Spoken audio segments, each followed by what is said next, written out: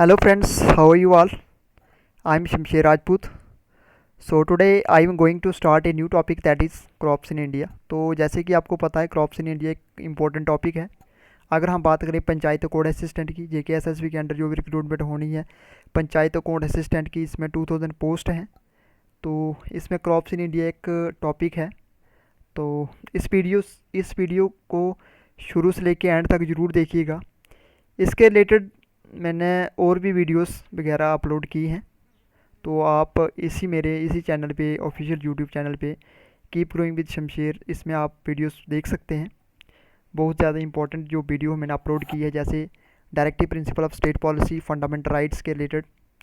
Directive principle of state policy भी इसका part है फंडामेंटल राइट के तय। उसके अलावा मैंने पंचायत के बारे में 73rd अमेंडमेंट एक्ट, उसकी वीडियो भी अपलोड की है, उसके MCQs अपलोड किए हैं।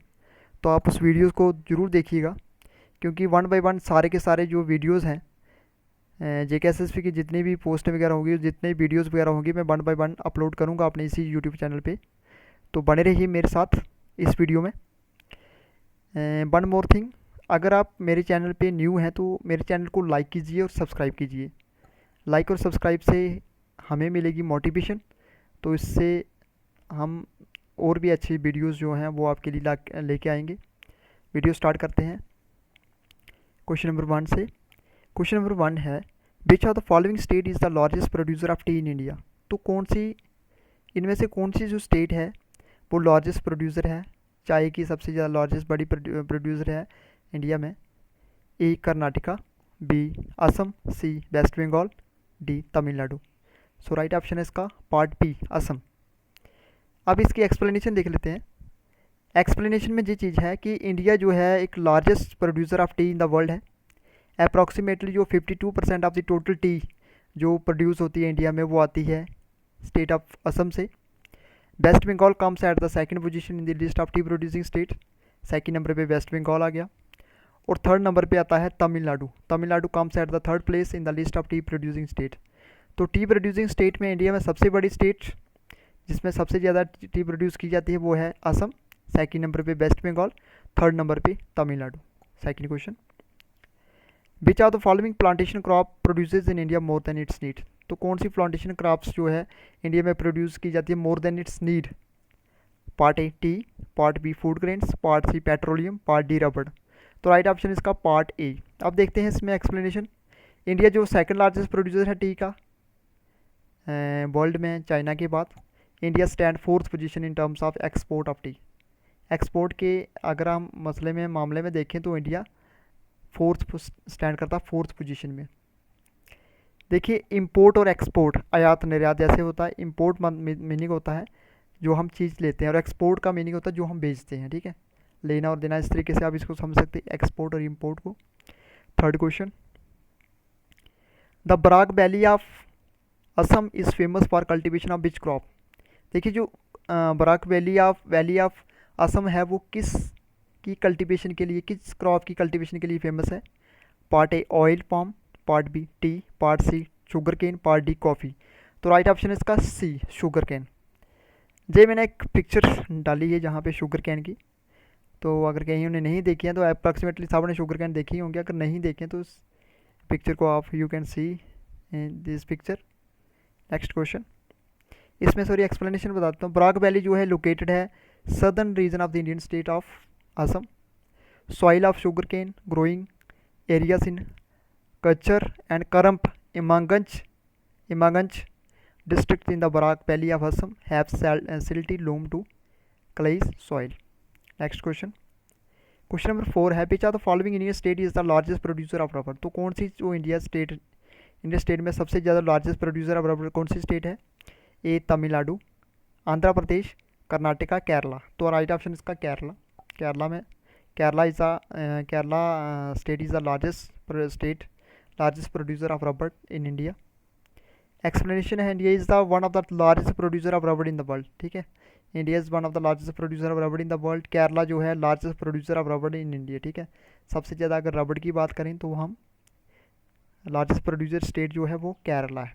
ठीक है, अगर हम बात करें टी की वो है Assam. Question number 5, which are the following state is not known for the production of cardamom. अब देखिए कार्डामम किसको बोलते हैं, कार्डामम बोलते हैं इलायची को, ठीक है। तो which are the following state is not known for the production of cardamom, जो नहीं not known for production of cardamom, A Kerala, B Karnataka, C Odisha, D Tamil Nadu. तो पार्ट सी, ओडिशा जो है is not, Odisha is not known for the production of cardamom, ठीक है। अब explanation इसकी देख लेते हैं।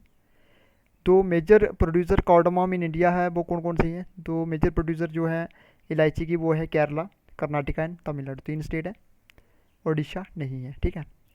Question number 6, which are the following Indian state is popularly known as garden of spices. Garden of spices जो है कौन सी स्टेट पॉपुलरली जानी जाती है, लोकप्रिय है या जानी जाती है गार्डन ऑफ स्पाइसेस के नाम से?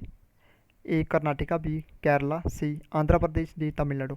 पार्ट बी, केरला जो है, Kerala is popularly known as garden of spices. Explanation, Kerala always has been known for its rich resources and marvellous places. It is often called, इसको अक्सर ये बोला जाता है spice garden of India's, because of the variety of spices it is driver to the nation, ठीक है। Question number 7, the green gold revolution is related to. Green जो gold revolution थी वो किसके रिलेटेड थी? Part A coffee, part B gold, part C bamboo और part D tea. तो part C bamboo. Bamboo आप जानते हैं बांस होता है, देखा होगा आपने बहुत बार। तो एक्सप्लेनेशन देख लेते हैं। जो ग्रीन गोल्ड रेवोल्यूशन थी वो उसका नेम दिया गया given to the promotion and trade of bamboo, ताकि बम्बो का जो ट्रेड है उसको उसको प्रमोट किया जा सके। To bring about a quantum jump in the economic growth of north east, ठीक है। नॉर्थ ईस्ट की जो इकॉनमी थी, इकोनॉमिक ग्रोथ को बढ़ाने के लिए इसको गोल्ड ग्रीन का नाम दिया गया, ग्रीन गोल्ड का रेवोल्यूशन का नाम दिया गया। Given to the promotion and trade of bamboo to bring about a quantum jump in the economic growth of north east. Question number 8, the tea plantation is required rainfall of. Tea plantation की जो rainfall required होता है वो कितनी होनी चाहिए? A 50 to 150 centimetre, 100 to 200 centimetre, 100 to 150 centimetre, 150 to 250 centimetre. तो part D इसका राइट ऑप्शन है, 150 टू 250 सेंटीमीटर। अब एक्सप्लेनेशन देख लेते हैं इसकी। इंडिया जो है लार्जेस्ट प्रोड्यूसर है एंड एक्सपोर्टर है tea in the world. The ideal climatic condition for the production and growing of tree are as follows. Temperature 20 degree Celsius to 29 degree Celsius और 150 to 250 centimetre of rainfall. Question number 9, the Ganga delta region is suitable for jute cultivation due to the rich fertile and favourable temperature and rainfall. तो Ganga delta जो reason है suitable है jute cultivation के लिए due to rich fertile and favourable temperature and rainfall. Part A alluvium soil, solid लिखा हुआ है, soil लिखा हुआ है ना, सॉइल है, black soil, loamy soil and laterite soil. तो इसका सही है एलोवियम सॉइल, ठीक है। The Ganga delta region is suitable for jute cultivation due to the rich fertile alluvium soil and favourable temperature and rainfall, part A. अब इसकी explanation देख लेते हैं। यूट जो है इंपॉर्टेंट नेचुरल फाइबर है। The share of Ganga delta contributes about 85% of the world wide jute cultivation. Ganga delta region is suitable for jute cultivation due to the rich fertile alluvium soil and favourable temperature and rainfall. Question number 10, which are the following statement is correct about the cotton cultivation. तो इसमें कौन सी statement जो है वो सही है cotton cultivation के related? The ideal climatic condition for the production and growing of cotton are required temperature of 20 to 21 to 30 degree Celsius and 50 to 100 centimeter rainfall.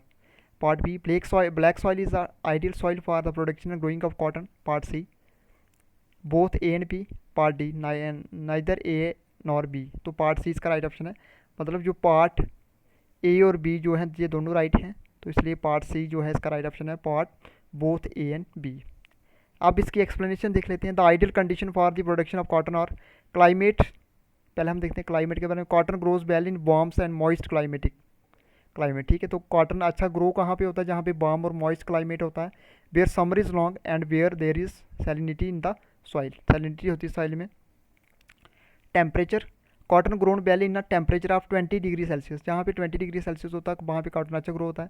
But cotton worst out high temperature is injuries, ठीक है। जो अब high कहीं भी cotton worst कब worst out होता है? जब हाई टेम्परेचर जो होता है इसके लिए इंजरियस होता है, ठीक है। Part C rainfall 60 to 100 centimetre rainfall is essential for the cultivation of cotton. ठीक है, 60 से लेके 100 सेंटीमीटर जो रेनफॉल होता है वो ज़रूरी होता है, एसेंशियल होता है किसके लिए, कल्टीवेशन ऑफ कॉटन के लिए। Part D soil, Lumi soil mixed with lime and potash is good for water. ठीक है, जो लूमी सॉइल होती है अगर उसको मिक्स करते हैं मिक्स करते हैं लाइम के साथ एंड पोटैश के साथ, वो अच्छी होती है कॉटन के लिए। Cotton grows well in the black soil. ठीक है, अच्छी ब्लैक सॉइल में कॉटन अच्छा ग्रो होता है। Soil which is sticky in nature, जो स्टिकी होती है नेचर में, and has water retentive capacity. So students, so this is the most important topic I have discussed in front of you. I hope आपको video अच्छा लगा है। अगर अच्छा लगा है तो प्लीज़ मेरे चैनल को लाइक कीजिए और सब्सक्राइब कीजिए, क्योंकि इसी के रिलेटेड जितने भी एग्ज़ाम होंगे जे के एस के रिलेटेड, तो सारे के सारे जो क्वेश्चंस और सारे के सारे जो टॉपिक्स हैं वो मैं अपलोड करूँगा अपने इसी ऑफिशियल यूट्यूब चैनल में। एट लास्ट मैं आपको यही चीज़ कहूँगा, प्लीज़ मेरे चैनल को लाइक कीजिए और सब्सक्राइब कीजिए। Thank you, bye bye.